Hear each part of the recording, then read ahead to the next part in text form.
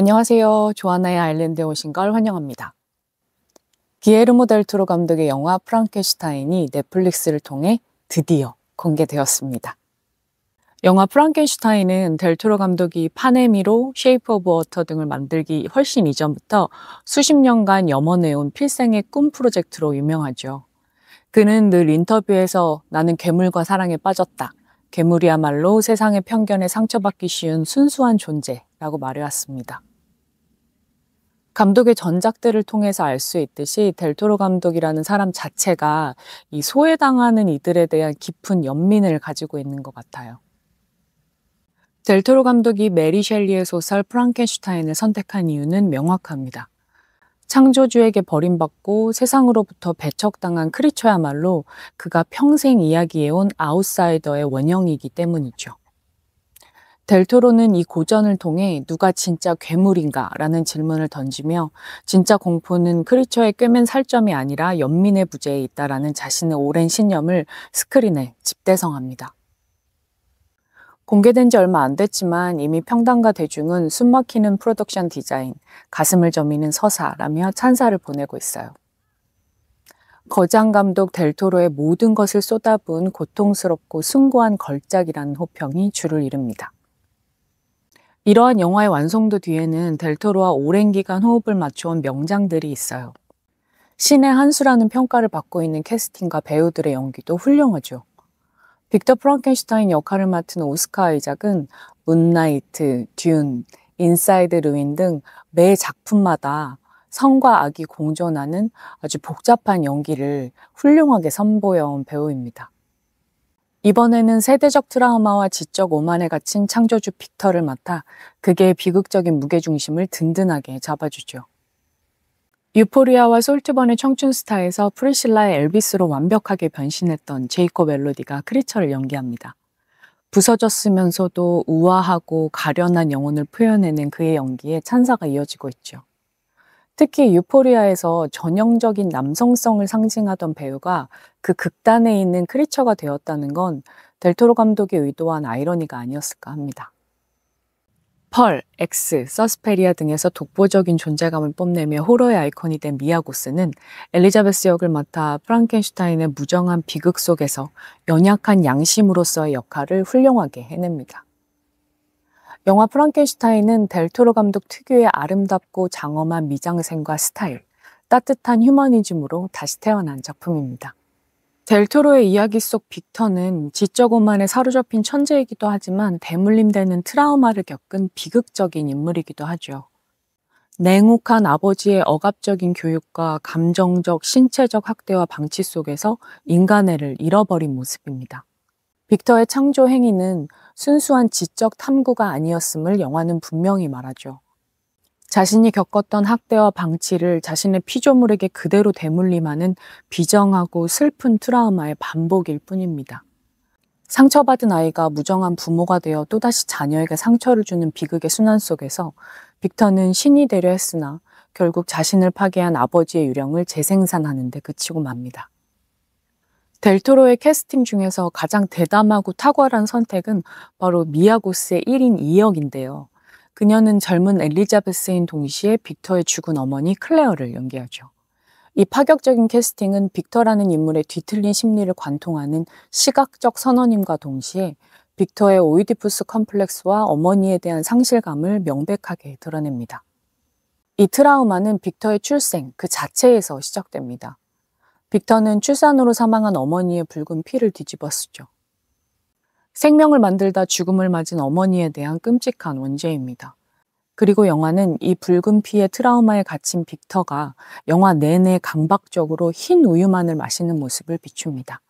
이는 피, 죽음, 트라우마를 상징하는 붉은색과 우유, 생명, 모성을 상징하는 흰색의 시각적 대비이자 충돌입니다. 흰 우유를 통해 잃어버린 모성을 갈구하는 빅터는 결국 여성을 배제하고 스스로 생명을 창조함으로써 죽음으로부터의 도피를 선택합니다. 그리고 그가 어머니와 똑같이 생긴 엘리자베스에게 집착하는 것은 필연적입니다. 크리처와 빅터가 평생 서로를 쫓는 이유는 단순한 미성숙함이나 복수심 때문만은 아닙니다. 델토로의 영화는 이 관계가 일방적인 추격이 아닌 창조주와 피조물이 서로를 놓지 못하는 상호적 집착이자 애증의 굴레임을 보여주죠. 크리처에게 빅터는 유일하게 각인된 부모이자 신입니다. 맹인 할아버지의 가르침을 통해 인간성을 배운 크리처에게 빅터를 쫓는 행위는 버림받은 아이가 부모의 뒷모습을 쫓는 가장 원초적이고 필사적인 연결의 시도입니다. 하지만 이 추격은 빅터에게도 마찬가지죠.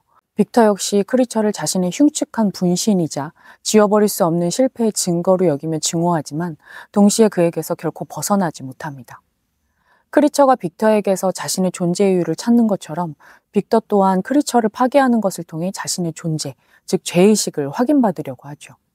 결국 두 사람은 서로를 사랑하지만 증오하고 함께할 수 없지만 영원히 서로를 쫓을 수밖에 없는 거울 같은 운명에 묶인 것입니다. 연결을 갈망하는 크리처의 몸부림은 그래서 더 슬프고 인간적입니다. 이제 크리처는 사랑이 무엇인지 알기에, 그리고 빅터는 그 사랑을 줄 수도 받을 수도 없기에 그들의 비극은 더욱 커지죠. 빅터와 크리처는 선과 악, 사랑과 증오, 추앙과 배신, 달의 앞면과 뒷면처럼 한 몸과도 같습니다. 빅터는 죽기 직전 크리처에게 용서를 구하며 말하죠. 내 존재를 받아들이고 살아가라. 이 말은 표면적으로 창조주로서의 책임을 회피하는 말처럼 들리기도 합니다. 하지만 이 말은 크리처가 아닌 빅터 자신을 향한 고백일지도 모릅니다. 자신의 존재를 받아들이고 살아가는 것은 빅터 자신이 평생 실패해온 숙제였죠. 그는 어머니의 죽음과 아버지의 억압으로 인해 자신이 부서진 존재임을 받아들이지 못하고 죽음을 극복하겠다는 오만한 시도로 도피했습니다. 결국 빅터의 마지막 말은 크리처에게 남기는 유일한 유산입니다. 나는 내 존재를 받아들이지 못해 괴물이 되었지만 너는 너의 존재, 괴물성이자 동시에 인간성을 받아들이고 살아가라 라는 잔인한 명령입니다. 빅터 자신은 부서진 채로 살아가는 법을 몰라 실패했지만 크리처는 그 아버지의 실패마저 유산으로 짊어지고 살아가야만 하는 운명을 맞이합니다.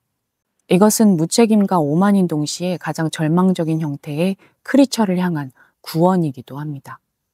그리고 비로소 크리처는 빅터의 억압과 폭력의 대물림을 스스로 끊어버리죠. 제이콥 엘로디가 연기한 크리처는 우수에 젖은 눈빛으로 사랑을 갈구하며 관객들의 연민을 불러일으킵니다. 그의 연기를 보다 보니 제가 어릴 때 봤던 팀 버튼 감독의 1990년작 가위손 조니 뎁이 떠오르더라고요. 두 인물 모두 고딕 로맨스 장르 안에서 연결을 갈망하는 아웃사이더이자 가장 인간적인 괴물의 계보를 잇습니다. 두 배우 모두 육체의 끔찍함을 놀라운 신체 연기로 표현하죠. 특히 제이콥 엘로디는 195cm가 넘는 거대한 체격을 위협적으로 사용하지 않고 오히려 갓 태어난 존재의 불안정한 걸음걸이와 부서진 듯한 연약함을 표현하는 데 사용합니다. 무엇보다 앞권은 눈빛 연기였어요. 끔찍한 분장 사이로 보이는 크리처의 눈빛은 창조주에게 부모에게 거부당한 아이의 슬픔, 그리고 사랑에 대한 순수한 갈망 그 자체입니다. 이런 그의 연기는 결국 관객들이 크리처에게 깊은 연민을 느끼게 만들죠. 제이콥 엘로디는 육체의 끔찍함과 고통 속에서도 우아하고 한없이 연약하며 깊이 있는 인간적인 영혼의 순수함을 스크린에 각인시킵니다. 그리고 진짜 공포는 꿰맨 살점이 아니라 연민의 부재에 있다는 영화의 핵심 메시지를 바로 그 관객의 연민을 끌어냄으로써 온몸으로 증명해냅니다. 델토로의 프랑켄슈타인은 이야기의 밀도보다는 압도적인 미장센으로 감정을 전달합니다. 그의 영화에서 색감 활용과 카메라 움직임은 그 자체로 감정을 말해주는 언어가 되고 미장센은 그 자체로 이야기의 본질이 되죠. 그 중에서 저는 4가지 장면이 가장 기억에 남았어요. 영화 초반 빅터의 유년 시절을 그리는 이 장면은 가장 델토로다운 시각적 은유라고 할 수 있습니다. 카메라는 빅토리아의 거대하지만 차가운 저택을 비추고 전체적인 색감은 델토로 영화 특유의 억압적인 청록색 톤으로 가득 차 있죠. 어린 빅터와 그의 어머니가 냉혹하고 무정한 아버지를 맞이하는 순간 어머니의 붉은색 베일이 아름답게 휘날립니다. 델토로의 시각사전에서 붉은색은 억압된 생명력, 피, 그리고 위험을 상징한다고 해요. 이 붉은 베일이 어머니의 창백한 얼굴을 가리고 아버지의 어두운 실루엣과 겹치는 순간 빅터가 아버지에 대해 갖는 오이디푸스적 긴장과 트라우마, 가부장적 억압을 암호처럼 펼쳐냅니다. 빅터 부모의 장례식 장면은 델토로 감독 특유의 고딕적 장엄함과 비애가 극대화되는 순간입니다. 특히 어머니의 장례식은 빅터의 집착이 잉태되는 시각적 근원이 되기도 하죠. 관에 실려 천천히 이동하는 빅터의 어머니를 담은 탑다운 샷은 차갑고 푸른 색조로 가득합니다. 이 창백하고 비현실적인 청록빛은 슬픔을 신비롭고 탐미적인 대상으로 바꾸어 버리죠. 아주 정교하게 만들어진 차가운 대리석관의 이미지와 얼굴을 둘러싼 붉은 꽃의 대비는 죽음의 아름다움을 전시하고 바로 이 순간이 빅터가 죽음을 극복하려는 집착에 불을 붙이는 계기가 됩니다. 빅터에게 죽음은 두려움의 대상이 아닌 아름다우면서도 자신이 정복해야 할 미지의 영역으로 각인되는 거죠. 델토로는 이 아름다운 죽음의 이미지를 통해 생명의 창조라는 행위로 도피하려는 빅터의 집착에 명분을 만들어줍니다. 영화에서 엘리자베스의 죽음은 원작을 가장 급진적으로 각색한 델토로적 순간이 아닐까 합니다. 원작과 달리 크리처가 그녀를 살해하는 것이 아니라 빅터가 크리처를 쏘려다 실수로 그녀를 쏘게 되죠. 영화의 가장 완벽한 아이러니입니다. 붉은 피의 트라우마 속에서 평생 흰우유로 상징되는 모성을 갈구하던 빅터가 결국 자신의 손으로 흰색의 웨딩드레스를 입은 엘리자베스마저 붉은 피로 물들이며 죽인 것입니다. 이는 어머니를 되살리려던 빅터가 결국 제 손으로 어머니를 다시 죽인 가장 비극적인 상징적 파멸입니다. 델토로가 이토록 원작을 뒤집으면서까지 말하려던 것은 비극의 원인을 원작에서 말하는 크리처의 복수에서 빅터의 내면적 트라우마로 완전히 옮겨오기 위함인 것 같아요. 앞서 이야기했듯 연민의 부재 속에서 자란 빅터는 결국 자신의 손으로 연민 그 자체, 엘리자베스를 파괴합니다. 이로써 빅터는 생명을 스스로 창조하고 생명을 소멸시키는 감히 신에 맞선 인간, 진짜 괴물이 된 것입니다. 한편 총에 맞고 쓰러진 엘리자베스를 안고 천천히 결혼식장을 빠져나오는 크리처의 모습은 결혼식의 은유로 가득하죠. 마치 신랑이 신부를 안고 문턱을 넘는 것처럼 크리처는 엘리자베스를 안고 동굴로 들어갑니다. 크리처가 지켜보는 가운데 죽음을 맞이하는 엘리자베스는 마치 이제 막 사랑이 시작되는 것처럼 그에게 아름다운 고백을 하죠. 이 장면은 영화에서 연약한 양심이자 감정의 핵심인 엘리자베스가 크리처에게 마지막 인간적인 접촉을 허락하는 구원의 이미지, 즉 피에타로 완성됩니다. 피에타는 본래 성모 마리아가 십자가에서 내려진 아들 예수의 시신을 안고 비통해하는 모습을 담은 종교예술의 상징적인 구도를 의미하죠. 하지만 델토로는 이 신성한 이미지를 괴물의 품에서 죽어가는 인간으로 바꿔서 누가 진짜 괴물인가라는 질문을 던집니다. 델토로 감독만의 휴머니즘의 절정이죠. 이 모든 시각적 서사는 크리처가 홀로 세상의 끝을 거니는 마지막 장면으로 수렴됩니다. 델토로 감독이 인터뷰에서 이 영화는 용서와 불완전함과의 화해에 관한 이야기라고 밝혔듯 영화는 원작의 완전한 파멸 대신 고통스러운 지속을 택합니다. 빅터는 죽음 직전 크리처와 화해하고 용서를 구하죠. 그리고 이 영화 버전의 크리처는 원작과 달리 불멸의 존재라는 게 암시됩니다. 그는 창조주의 죽음 이후에도 자신은 결코 죽을 수 없는 운명을 받아들이고 떠오르는 태양을 향해 얼어붙은 지평선 위를 홀로 걸어갑니다. 이는 메리 셸리의 원작이 모든 등장인물에게 부여했던 완전한 파멸과 죽음과는 궤를 달리하죠. 바로 생명, 살아가는 것, 지속되는 삶입니다. 그리하여 마음은 부서질 것이니 부서진 채로 살아가리라. 이때 스크린을 채우는 것은 메리 셸리 작가의 친구이기도 했던 동시대 문인 바이런 경의 서사시 차일드 헤럴드의 순례 3편 32절입니다. 이 식구 역시 메리 셸리가 원작 소설 프랑켄슈타인을 완성한 1816년에 쓰인 작품이라고 합니다. 델토로 감독은 영화 마지막 장면에 메리 셸리의 소설의 탄생을 직접 목도한 동시대 시인 바이런 경의 시구를 삽입함으로써 이 역사적이고 문학적인 탄생에 경의를 표합니다. 또한 바이런 경의 시구를 통해 델토로 감독은 우리는 어떻게 부서지는가를 넘어 어떻게 부서진 채로 살아갈 것인가 라는 21세기의 실존적 질문을 던지며 고통스럽고도 숭고한 휴머니즘의 서사시로 영화를 완성합니다. 결국 델토로의 프랑켄슈타인은 부서진 마음을 안고 영원히 살아가야 하는 크리처의 운명을 통해 모든 인물이 파멸했던 셸리의 원작 소설과는 다른 길, 즉 고통스럽고도 숭고한 휴머니즘을 이야기합니다. 원작에서 크리처가 스스로 죽음을 택하며 어둠 속으로 사라졌다면 델토로가 부여한 이 살아가라는 운명, 즉 자비야말로 원작의 비극을 넘어서는 숭고한 휴머니즘의 증거가 됩니다. 매 세대마다 시대상을 반영한 다양한 시각으로 해석된 프랑켄슈타인이 나오는데 저는 이 영화를 보면서 요르고스 란티모스 감독과 엠마 스톤이 프랑켄슈타인을 여성으로 바꿔서 만들었던 2023년의 영화 가여운 것들을 떠올려 봤어요. 란티모스 감독은 엠마 스톤이라는 여배우를 통해 자신의 페르소나와 페미니즘적 탐구를 이어왔죠. 젊고 발칙하고 대담한 란티모스 감독의 가여운 것들이 페미니즘에 좀 더 날카롭고 뾰족하게 각을 세워 초점을 맞췄다면 델토로 감독의 프랑켄슈타인은 보다 넓은 휴머니즘이라는 시야로 따뜻하게 품는 것 같습니다. 거장 영화 감독으로서 또 한 인간으로서 델토로는 자신의 애정과 연민으로 이 엉망진창이 된 세상을 바라보죠.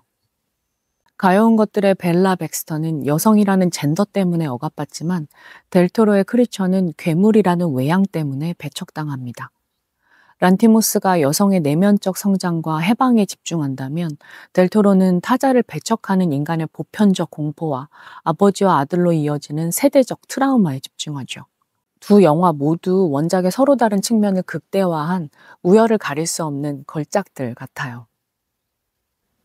프랑켄슈타인, 이 위대한 소설은 1816년 비 내리던 여름, 유령 이야기 내기에서 시작되었습니다. 1816년은 인도네시아 탐브로 화산 폭발의 영향으로 여름이 없던 해라고 불릴 만큼 날씨가 춥고 굳었다고 해요. 스위스 제네바 호숫가 별장에 갇힌 메리 셸리는 미래의 남편인 퍼시 셸리, 바이런 경과 같은 당대의 문인들과 함께 며칠째 쏟아지는 비를 피하고 있었습니다. 이들은 지루함을 달래기 위해 누가 가장 무서운 유령 이야기를 짓는지 내기를 했고 이 음산한 모임에서 인류 역사상 가장 위대한 괴물, 프랑켄슈타인이 탄생했다고 합니다. 당시 18세였던 메리 셸리는 죽은 개구리 다리에 전기를 가하면 움직이는 당대의 과학실험, 갈바니즘에서 소설의 영감을 얻었습니다. 그녀는 고딕 소설의 초자연적 마법을 과학으로 대체하며 사실상 SF 장르의 문을 처음으로 열었죠. 동시에 그녀의 삶은 탄생과 죽음의 슬픈 교차, 그 자체였습니다. 그녀를 낳자마자 어머니가 세상을 떠났고 그녀 자신도 첫 아이를 잃는 고통을 겪었습니다. 이 모든 배경 속에서 18세기 여성이 쓴 이 급진적인 이야기는 19세기 사회가 여성 작가에게 가했던 보이지 않는 폭력을 증명하듯 처음엔 익명으로 출간될 수밖에 없었죠. 출간 당시 20살이었던 여성 작가가 감히 생명 창조, 과학의 오만, 신성 모독과 같은 거대하고 어두운 주제를 다루는 것은 사회적으로 매우 부적절한 일이었습니다. 만약 그녀의 이름이 밝혀졌다면 이 소설이 담고 있는 진지한 철학적 경고는 무시당한 채 그저 어린 여자의 엽기적인 망상으로 치부되었을 겁니다. 결국 그녀는 자신의 이름을 지우고 대신 남편인 시인 퍼리 셸리의 서문을 빌려야 했습니다. 이 때문에 많은 독자와 비평가들은 당연히 퍼시 셸리가 소설을 썼을 것이라고 오해했습니다. 출판사 역시 유명 시인의 이름이 거론되는 것이 판매에 도움이 될 것이라 판단했을 가능성 또한 높았죠. 아이러니하게도 자신의 창조물에게 끝내 이름을 주지 못하고 존재 자체를 부정했던 빅터 프랑켄슈타인처럼 메리 셸리 역시 자신의 가장 위대한 창조물에 스스로의 이름을 즉시 붙여주지 못했던 것입니다. 메리 셸리의 이름은 5년 뒤인 1823년 프랑스에서 출간된 제2판에 비로소 실리게 됩니다. 바로 여기서 거대한 아이러니가 발생합니다. 남성 빅터가 출산이라는 여성의 고유 영역을 침범하려다 실패한 바로 그 순간 여성 메리 셸리는 남성의 고유 영역이었던 글쓰기, 특히 과학소설을 통해 불멸의 성공을 거둡니다.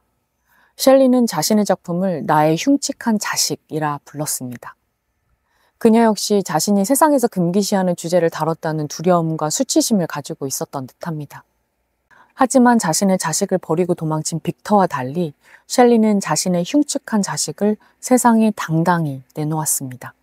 그 당시 시대상을 생각하면 정말 대단한 용기를 낸 거죠.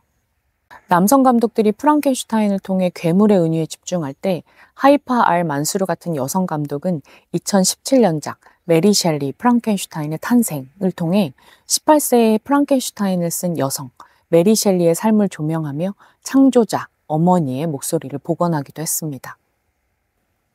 이는 프랑켄슈타인의 유산을 관통하는 흥미로운 역설을 제기합니다. 메리 셸리의 원작은 본질적으로 여성의 출산 영역을 침범하고 여성을 배제한 남성의 오만과 그 실패를 다룬 당대 최고의 페미니즘 소설로 꼽힙니다. 이 소설은 여성을 배제하고 남성 과학의 힘만으로 생명을 창조하려는 오만한 시도가 결국 그 창조물 생명을 통제하고 억압하며 나아가 존재 자체를 인정하지 못하고 괴물로 낙인 찍는 비극으로 치닫는 과정을 고발합니다. 즉 창조주, 부모, 사회로부터 버림받은 자의 고통을 통해 배제된 창조가 낳은 필연적인 파멸을 그린 것입니다. 이 문제의식들은 지난 200년간 여성들이 현실에서 마주해온 많은 제약들과 맞닿아 있죠. 하지만 이 소설을 스크린에 옮긴 거장들은 1931년 고전 프랑켄슈타인을 탄생시킨 제임스 웨일부터 1994년 원작의 부활을 시도한 케네스 브래너, 그리고 델토로와 앞서 비교한 가여운 것들의 요르고스 란티모스에 이르기까지 대부분 남성 감독입니다. 왜 이 소설은 남성 감독들에게 이토록 매혹적일까요? 바로 이 소설이 남성성의 가장 근본적인 두 가지 불안, 즉 아버지 되기에 실패에 대한 공포와 창조주가 되려는 지적 오만을 동시에 건드리기 때문입니다. 빅터는 창조에는 성공했으나 양육에는 처참히 실패한 아버지의 원형입니다. 남성 감독들은 이 신이 되려는 야망과 아버지가 되기를 두려워하는 남성 서사의 가장 극단적 긴장을 탐구하는데 매력을 느낍니다. 반면 여성 감독들이 괴물 서사 자체에 상대적으로 덜 집중하는 이유도 여기에 있습니다. 물론 거대 예산이 드는 장르 영화에 여성 감독이 배제되어 온 산업적 장벽이 가장 현실적인 이유일 겁니다. 철학적 관점에서도 차이가 있는 것 같아요. 남성 감독들에게 이 이야기는 실패한 아버지라는 철학적 은유로 다가오죠. 하지만 많은 여성 감독에게 프랑켄슈타인의 핵심 문제의식은 탐구할 재료보다는 자신들의 일상이자 세상을 바라보는 기본 시선에 가깝습니다. 그들은 19세기 고딕 소설을 빌려오지 않아도 이미 자신들의 영화를 통해 그 비판을 수행하고 있죠. 프랑켄슈타인은 괴물 자체보다 그 괴물이 어떻게 만들어지는가에 대한 이야기이기도 합니다. 인터넷과 SNS, AI의 시대, 그 어느 때보다 이 영화의 메시지가 절실하게 다가오죠. 영화 속 크리처는 빅터에게 자신은 something이 아니라고, someone이라고, 자신은 생각할 줄 알고 느낄 줄 안다고 강변합니다. 우리는 여전히 스크린 너머에 something이 아닌 someone이 있다는 걸 망각하고 타인을 아바타나 이모티콘 같은 추상적인 기호로 취급해버리죠. 그 결과 우리는 오만과 독선으로 타인에게 무차별적인 폭력을 가하면서도 그들이 고통을 느끼지 못할 something이라 여깁니다. 그러다 그 something이 someone이라는 진실이 드러나면 충격을 받고 잠시 반성하는 듯 하다가 이내 망각하고 과오를 되풀이합니다. 기에르모 델토로의 프랑켄슈타인은 연민의 부재가 낳은 비극을 다루면서도 동시에 그 부재 속에서 사랑을 배우는 크리처를 통해 희망을 이야기합니다. 상처받은 크리처가 고통 속에서 사랑을 배우고 마침내 그 억압의 순환을 스스로 끊어내는 모습을 통해 우리도 세상의 연민을 가짐으로써 그 상처의 대물림을 멈출 수 있다고 말하는 거죠. 이 영화는 우리가 서로에게서 인간성을 발견하기를 거부할 때, 즉 타인에 대한 이해를 잃어버릴 때 어떤 비극이 반복되는지 보여주는 시대를 초월한 경고입니다. 어쩌면 우리는 인간이 된다는 것이 무엇인지 그 배움을 아직 끝마치지 못했는지도 모르겠습니다. 세대가 바뀔 때마다 프랑켄슈타인이 다시 소환되는 이유는 우리가 여전히 이 작품의 교훈을 배우지 못하기 때문이 아닐까요? 조아나의 아일랜드였습니다. 이 영상이 마음에 드신다면 좋아요와 구독으로 응원해 주시고 우리는 여기서 다시 만나요.